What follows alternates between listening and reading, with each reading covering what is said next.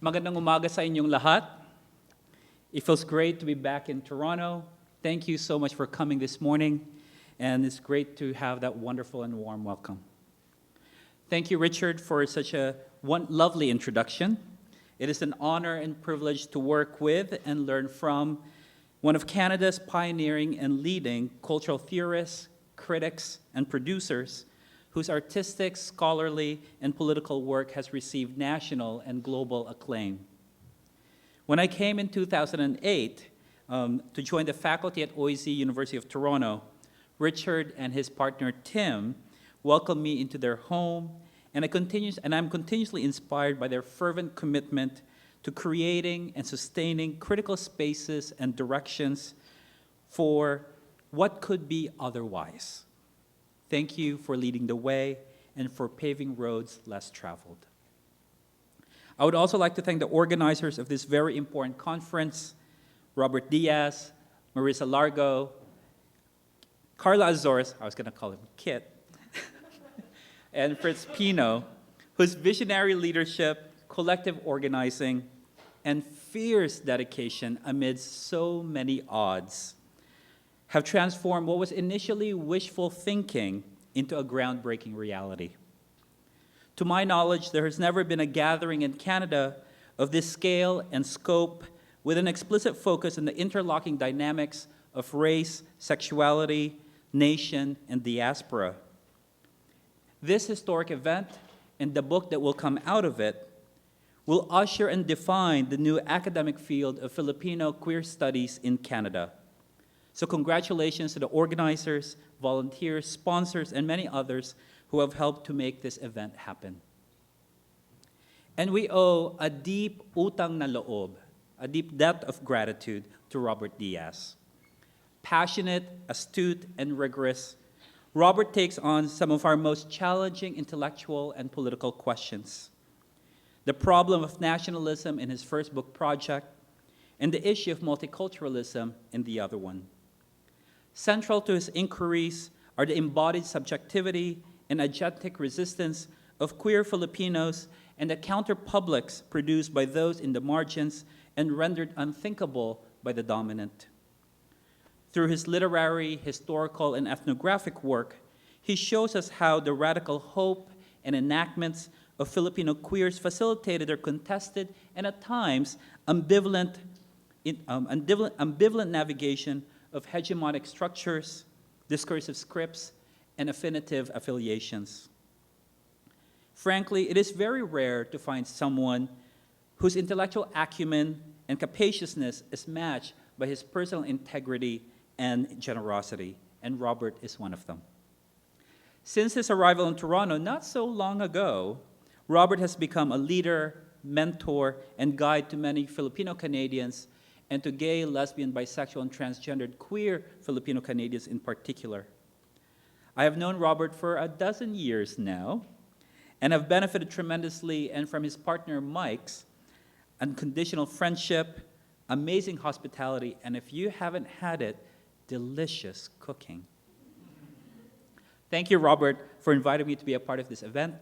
Maraming salamat, kapatid. That this conference and this new academic field on Filipino queer studies in Canada are inaugurated and led by junior scholars, an assistant professor, 2 PhD students, and 1 master's student, just to talk about the organizers, is not altogether surprising, but deserves to be underscored.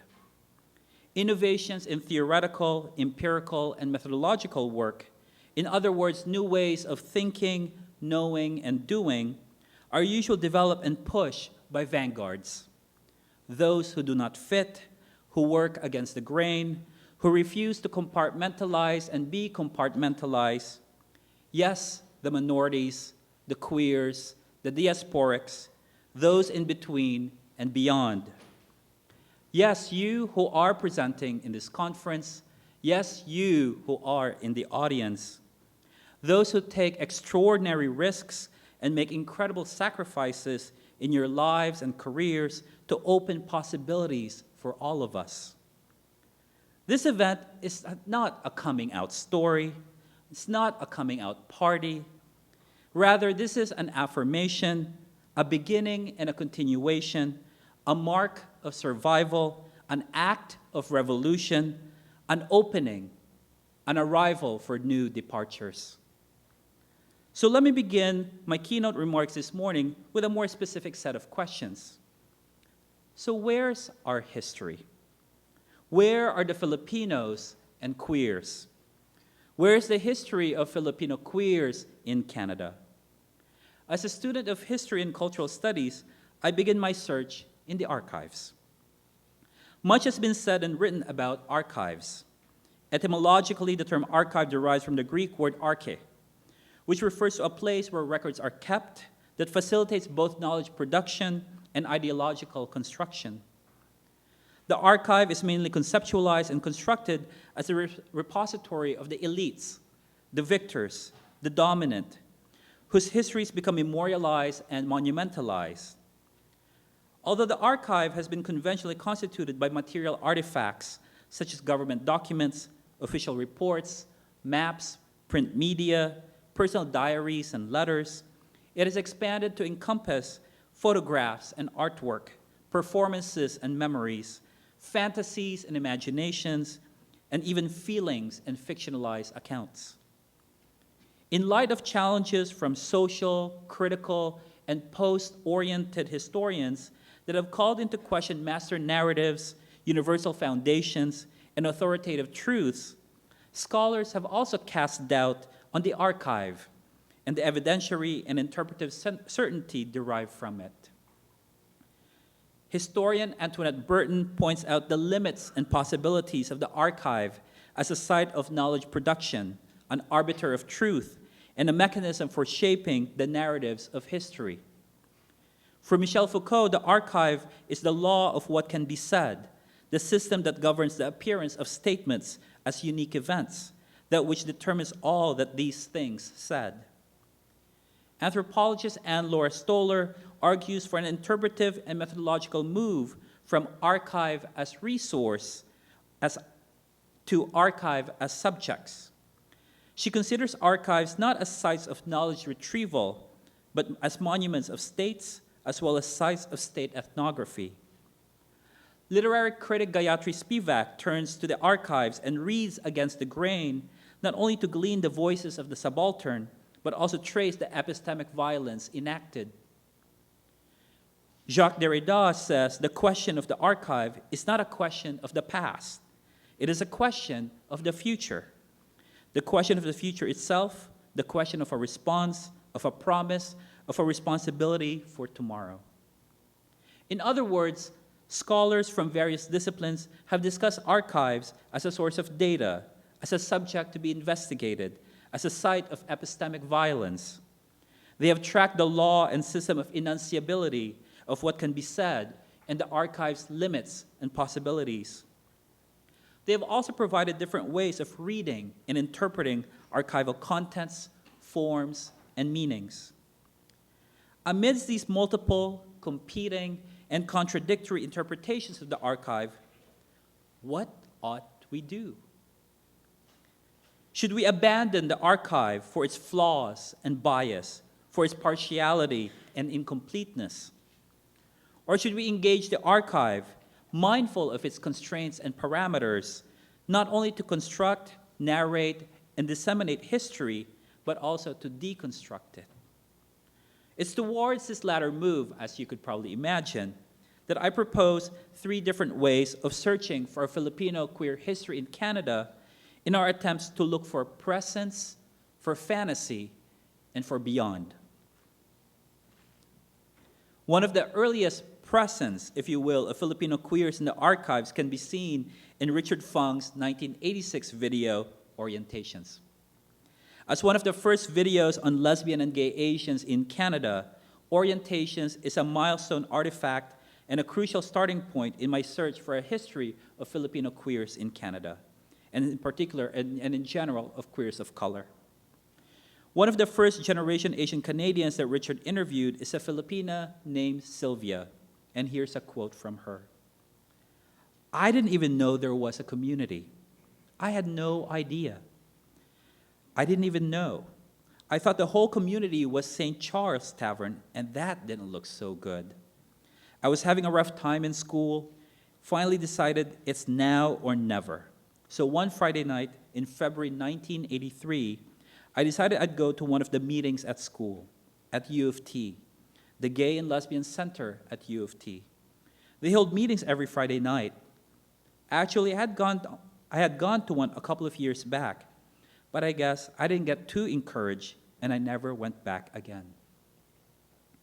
It is not entirely clear from Sylvia's interview if her search for a community refers to a lesbian and gay community in general, or to an Asian or Filipino lesbian and gay community in particular. What's evident, however, is that certain spaces, such as the university's Gay and Lesbian Center, where she wasn't too encouraged, where she didn't feel welcome, and consequently did not return to. Was it perhaps too white?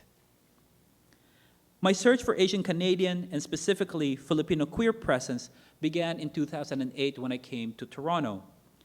The preparation for the retrospective on Richard Fung's work organized by Tak Fujitani at University of Toronto in 2013, and my work with Richard and Amar Wahab of York University for the Shirk project that Richard talked about provided me with more focused opportunity to look for their presence and their voices. In 1990, the feminist quarterly Fireweed published a special issue on Asian Canadian women entitled Awakening Thunder. In it is a poem by Milagros Paredes, then an OISE University of Toronto student, titled Coming Home, that is dedicated for Lileti. And here's a poem. And I don't have it projected, but it's so wonderful, late 1980s, early 1990s, when woman is spelled M-O-M-O-N. Right? That's sort of a different way of thinking about women. Or home to you, woman, is like drinking sweet milk from a young coconut back home in the late afternoon. With a soft, cool sea breeze comforting my ocean sun-worn skin, with the consistent sound of the ocean's waves rising and falling, to kiss the sand, swelling my body with warm security that rocks my soul. Coming home to you, woman, is like wetting my mouth with the juices of a young coconut on a late afternoon by the ocean. Isn't that beautiful? So sensual, erotic, romantic. But unfortunately, home is not always such a comforting place for Filipino queers. In 1996, the group Gay Asians Toronto published an oral history book entitled Celebrations, Shared Lives. In this collection, a Filipino named Angelbert Gayagoy discussed the abuse he experienced at home. And here's a quote. Both my parents know of my sexuality. My father found out in high school because I was hanging around too many girls. His co-worker's son is on the football team. I wouldn't play sports. I didn't know how a man loved. I didn't know how to be loved by a man. My father would always beat me up. My father would always make fun of me, even in front of other people. Like when we had visitors at home, he would say, "My son is so gay, he should be a man." If we're all eating in front of my brother and sister, he would say, "You know, your brother is such a fag." For Nito Marquez, the one that Richard talked about, who came to Canada in 1978, growing up as gay and Asian was a double whammy. In a 1999 interview published in The Observer, a newspaper in Sarnia, Ontario, he said, "Growing up was painful because I was always different. People there would either ignore you as if you didn't exist, or they looked at you as an exotic sexual plaything." His parents did not accept him for being gay, and being a racialized minority made him feel like an exotic breed in the queer world. For many Filipino queers, the search for community, for a different kind of family or kinship, can be attributed to the marginalization that they face at home, in school, at work, and in the society at large. Further insights regarding Filipino queers can be gleaned from some of the materials in the archives and other publications. For instance, in the stored materials in the Canadian Lesbian and Gay Archives, there is a small flyer dated 1993 for a lesbian Filipina group that met every third Saturday of the month at the 519 Community Center from 2 to 4. The flyer tagline says, "Sama ka na," which can be translated to "join us." In 1994, a group in Winnipeg for gays and lesbians of color called Diversity was started by a Filipino gay man.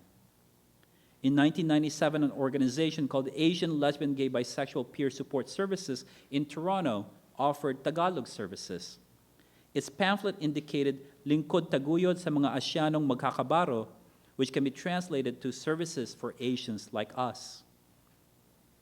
On July 2000, there was a queer Pinay meeting at the 519, which drew participants throughout Canada and from the United States.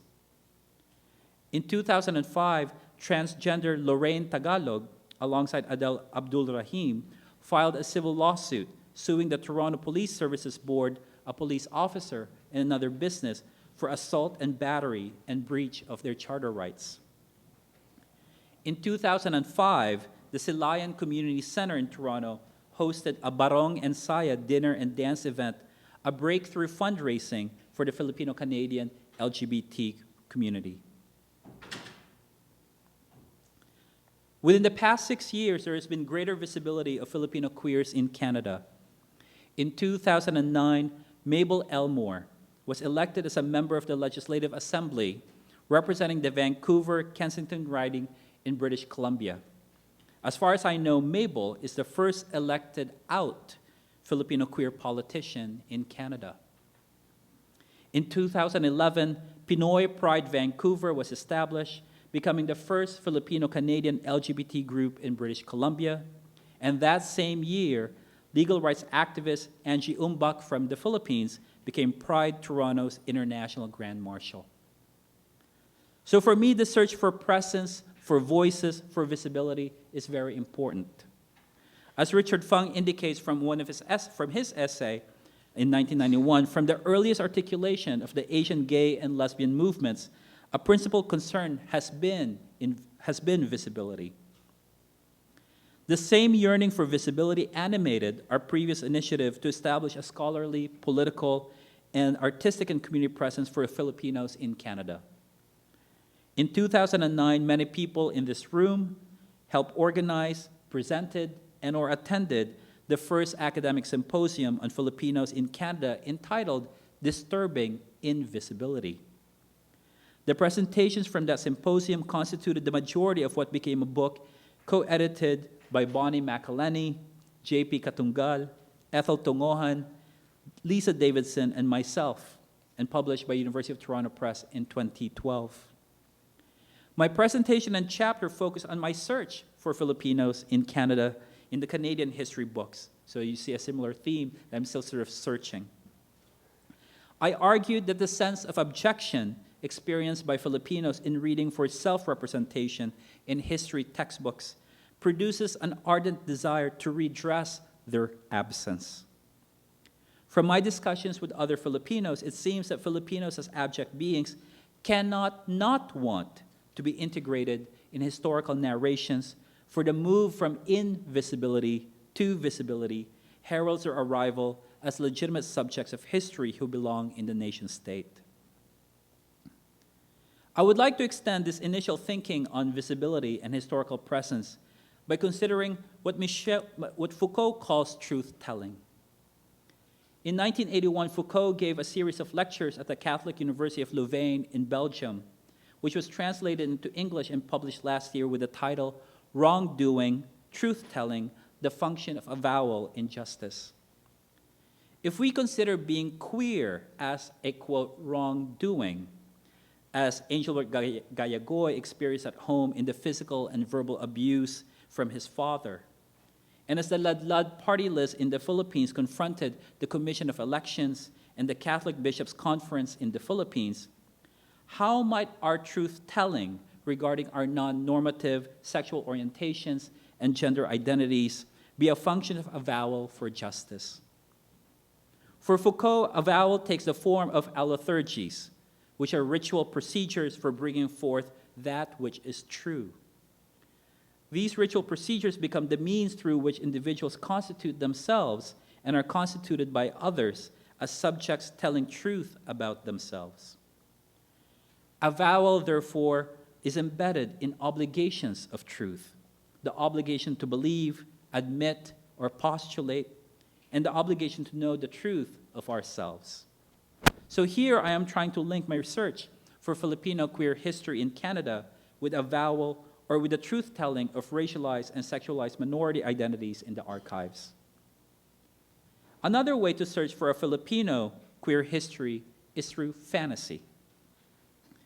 Fantasy occupies the realm of the imagination, the creative, the possible and the impossible, reflecting both conscious and unconscious desires and wishes. In my search, I wonder about the participation of Filipinos, particularly in Asian Canadian queer events and organizations, and Richard provided us with some insights around that. So in 1988, there was a conference on unity among Asians, a conference to strengthen North American Asian gays and lesbian groups. And this is sponsored by Gay Asian Toronto and KUSH, which is a South Asian LGBTQ group. So I wonder where Filipinos engage in those kinds of gatherings and discussions. There was also a 1998 event called Amalgamation, so great at using Asian in these multiple ways. Uniting to celebrate East and Southeast Asian identities at Victoria College in Toronto.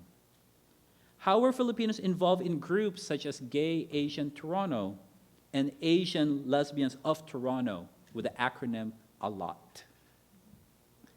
I wonder about Filipino queers not only in Toronto, Vancouver, and Montreal, but also in Winnipeg, Calgary, and Edmonton, where the other large Filipino communities are. When we look into histories of Filipinos who migrated to Canada in the 1950s, 60s, and 70s as nurses, doctors, accountants, engineers, teachers, and factory workers, what were the experiences of those who were lesbian, gay, bisexual, and transgendered? For those who came in the 1980s and 1990s through family sponsorship or through temporary foreign worker programs like the Live-In Caregiver Program, how were the experience of LGBTQ similar to or different from those who migrated previously? When I read newspapers and other media outlets such as the Philippine Reporter, which celebrated its 25th anniversary last year, I wonder about LGBTQs who were part of community organizations, religious or alumni groups, in photographs of families and social events. Yet their identities as LGBTQs are not addressed or highlighted. I was really pleased to hear Richard talk about his letter being published in Balita as an opportunity to really take a look at insights of where certain voices can be heard. Filipino queers come in all shapes and forms, as youth and seniors, as professionals and blue-collar workers, located in urban, rural, and suburban areas, both out about their sexual orientations and gender identities, and those who are more private, single or in a relationship or relationships, living alone, with friends or with families, those living with HIV and AIDS, involved in Filipino communities or not, involved in LGBTQ communities or not, recent immigrants and citizens with visas, those who are undocumented, those who prefer to see themselves as bakla and tomboy, transgendered individuals who decide to transition fully or partially, the list can go on. But I also wonder what reference points do we use when we fantasize about realities, experiences, and conditions of Filipino queers? Do we primarily mobilize our understanding of being LGBT in the Philippines in quote, from back home, imbued with notions and representations regarding physical appearance, behavior, sexual preferences, career options, and status in life, family, and society?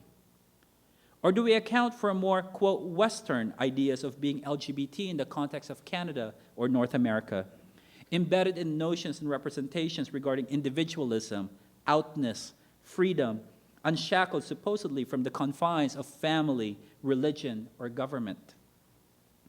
How do we account for the ways in which sexual orientations and gender identities, how desires and needs shift across time and space? In other words, as being lesbian, gay, bisexual, transgendered, queer, being bakla, tomboy, silahis, bayot, remain the same or shift in the context of the diaspora. And it's here I want to draw on the work of Joan Scott. In her 2011 book, The Fantasy of Feminist History, she talks about fantasy. For her, fantasy is at play in the articulation of both individual and collective identity. It extracts coherence from confusion, reduces multiplicity to singularity, and reconciles illicit desire with the law. It enables individuals and groups to give themselves histories. Whereas fantasy is construed in this particular way, echo simply repeats what came before, or at least this is the conventional way of thinking about echo. Multiplying copies, prolonging the sound, identity as reproduction of the same. What if we think about echo following Scott differently? As echoes being delayed returns of sound, as incomplete reproductions, usually giving back only the final fragments of a phrase. An echo spans large gaps of space and time, but also creates gaps of meaning and intelligibility. For an echo, repetition constitutes alteration. It is thus the echo that underbinds the notion of enduring sameness that often attaches to identity. So in other words, my search for a Filipino queer history through fantasy may be following a fantasy echo, which may elide historical differences and create continuities across time. Conceptually and methodologically, I need to be mindful of my own categories of analysis, my own search for evidence that I accumulate to furnish an ultimate meaning for sexual differences and gender identities. So here I want to be mindful of the ways in which I use or think about my search for Filipino queer history as perhaps, reiterating certain kinds of essentialized ideas of what it means to be Filipino and queer, and how might Scott's notion of fantasy echo help me trouble with that. The final move I'd like to discuss in my search for a Filipino queer history is a search for beyond. Here I want to mobilize the work of queer of color critique or queer diaspora critique. While this analytical approach has been primarily identified with scholars in the United States, including our dear friend Martin Manalansan, whose groundbreaking and important work has become a scholarly standard and beacon for theoretical, empirical, and methodological research on race, gender, sexuality, nation, and diaspora, I'd like to ground my approach through a more Canadian genealogy. In this regard, Richard Fung figures as a critical founder, even though he may not necessarily like that kind of title or responsibility. And I also want to draw attention to the work of Mona Oikawa and Sharon Fernandez, whose polemical and creative pieces in the 1990s about lesbians of color really herald that conversation about interlocking dynamics of race, gender, and sexuality. Andal Gosain and Amar Wahab have taken diasporic and transnational approaches in tracing the cultural politics of racial and sexual minorities in Canada and beyond. Jin Hariwatorn argues that queers of color and other multiply minoritized queers have little interest in single-issue equations which evade real power differences around gender, race, and sexuality. Critiquing the limits of race ethnic studies formations, Rinaldo Walcott writes, and this is an extended quote, "Black diaspora queers live in a borderless, large world of shared identifications and imagined historical relations produced through a range of fluid cultural artifacts like film, music, clothing, gesture, and signs or symbols, not to mention sex and its dangerously pleasurable fluids. In fact, Black diaspora queers have been interrupting and arresting the Black Studies Project to produce a bevy of identifications which confound and complicate local, national, and transnational desires, hope, and disappointments of the post-civil rights and post-Black Power era. Here in Canada, we are incredibly blessed to have an emerging group of scholars who will really inaugurate and develop Filipino queer studies in Canada. We have Patrick Alcedo at York University, Robert Diaz here at OCAD University, and it's actually just on a very personal note, I'm just so incredibly proud that we actually all came from the same institution at the University of California, Riverside. So for those of us who identify as Highlanders, which is our sort of mascot from UC Riverside, it's just an honor. And there was a moment in which actually the three of us were all here in Toronto at different institutions, and I'm just so incredibly proud of my mga kapatid.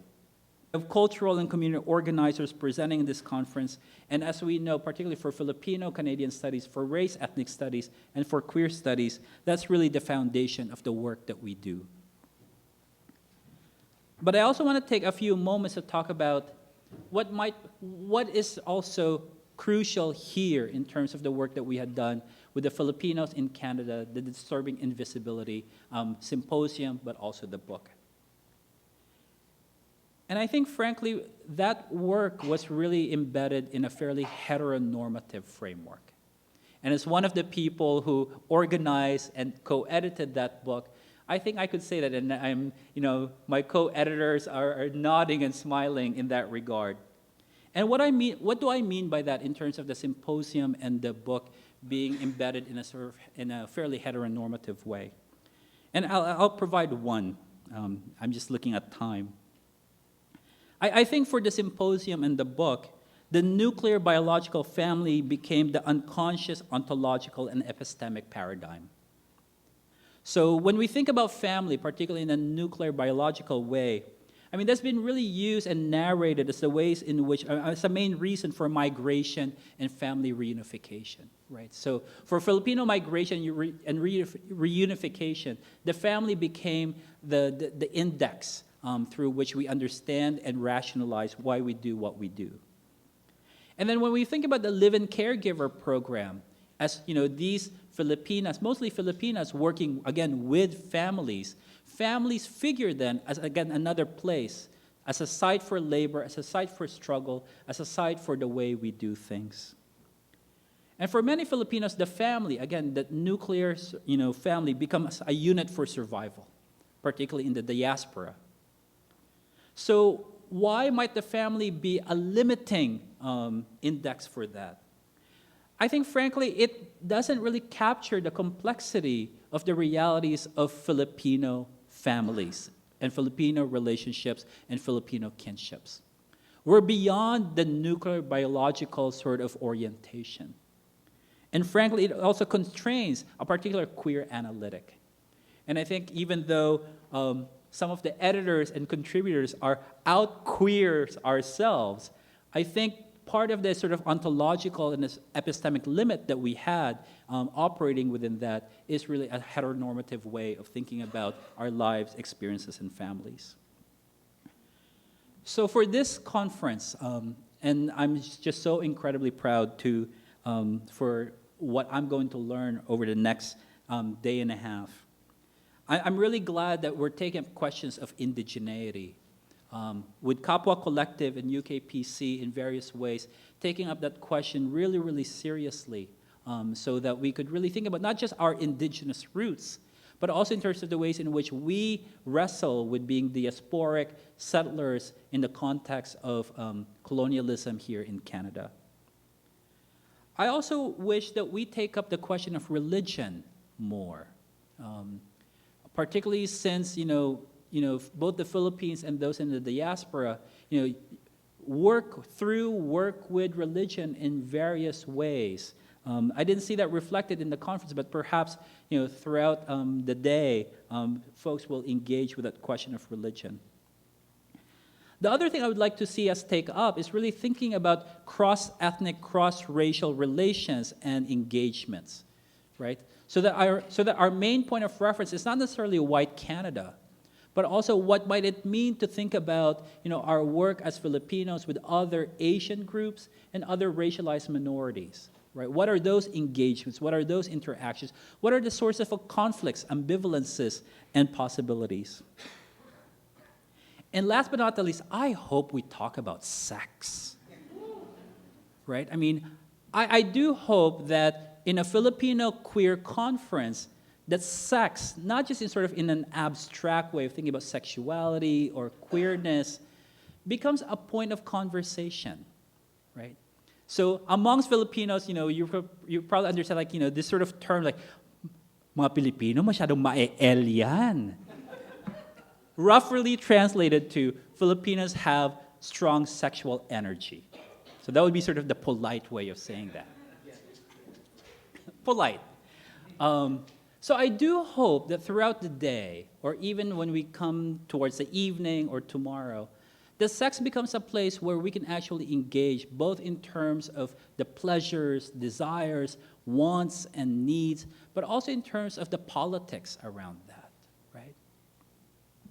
So for me, the power of Filipino queer studies in Canada is precisely what Foucault calls limit experiences.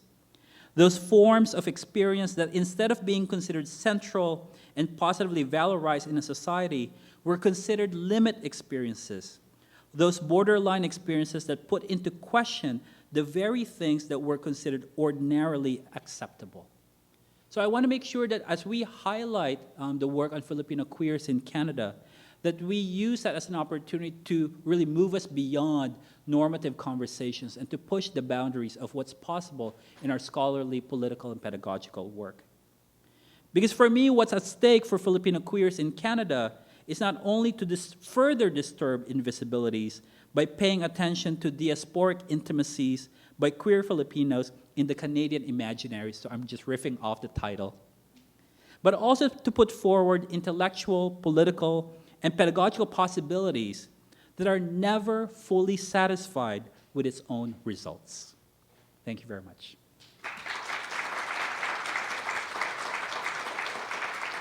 Thank you, Roland. Questions?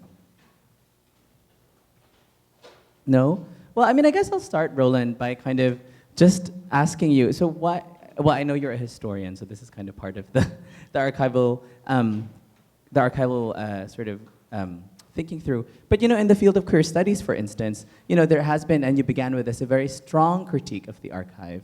So I was wondering, and this is kind of a provocative question, I may be putting you in the spot, but do you think that critique of the archive might be such a US-centric? There's a way in which, right, the kind of a critique of an archive actually turns to an understanding of an accessibility and excessiveness of an archive, but that might exist in a US framework, right, in ways in which I think, for example, your recovery kind of both provocatively rethinks, but actually in many ways destabilizes that assumption, right? So I was wondering if you could say more about that.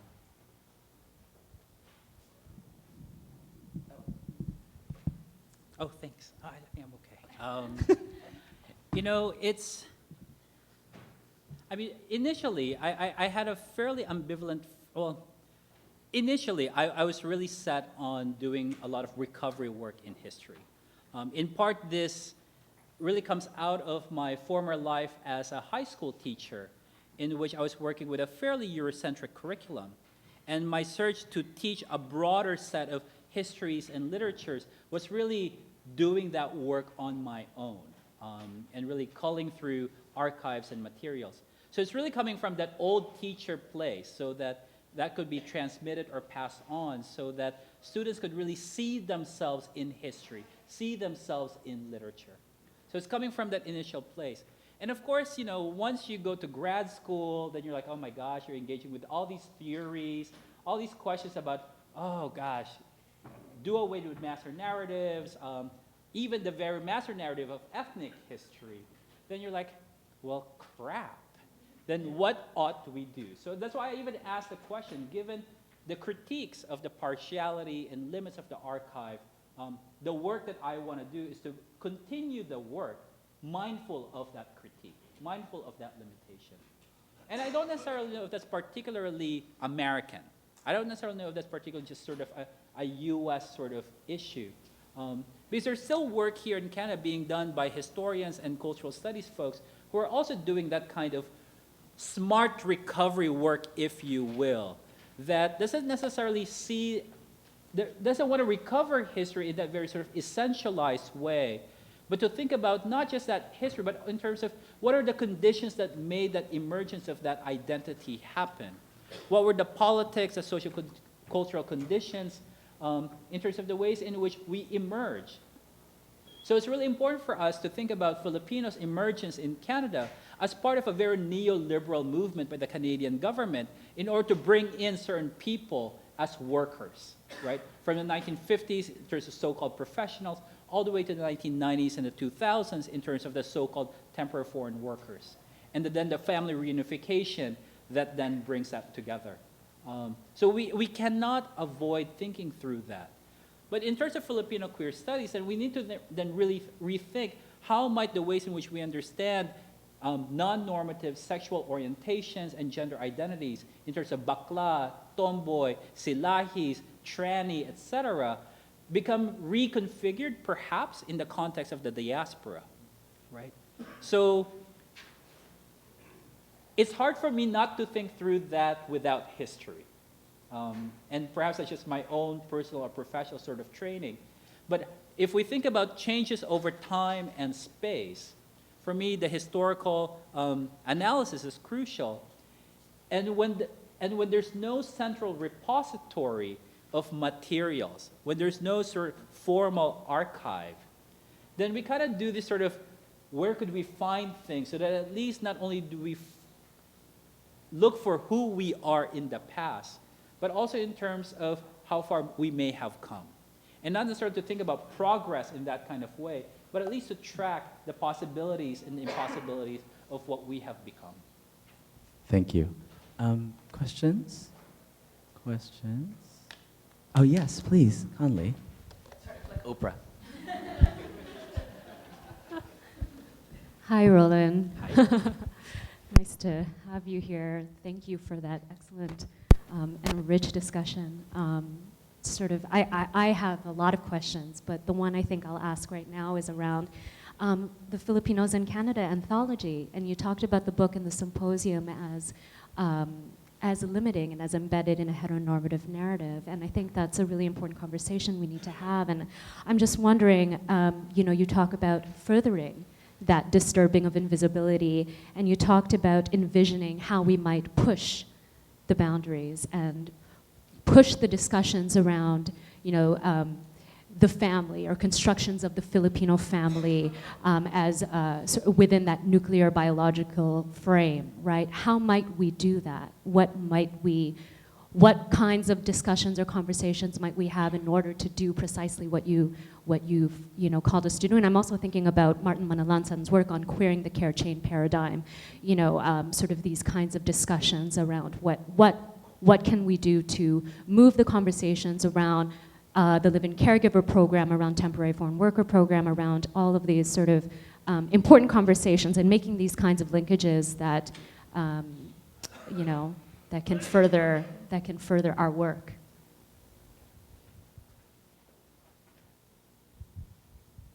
I mean, the family is such an important unit to analyze, because in many ways it enables some things, but it also limits some things, right? So as I mentioned, I mean, the family becomes a reason for migration, for reunification. And I think, particularly your work, Connolly, has been really important in thinking through the kinds of challenges that families go through in order to survive, but also to reconnect and hopefully thrive in the context of the diaspora, and then the consequences of those who, quote, remain back home. But at the same time, if we limit it to that, I think it elides other possibilities, such as for those who may migrate for other reasons outside of family, number one.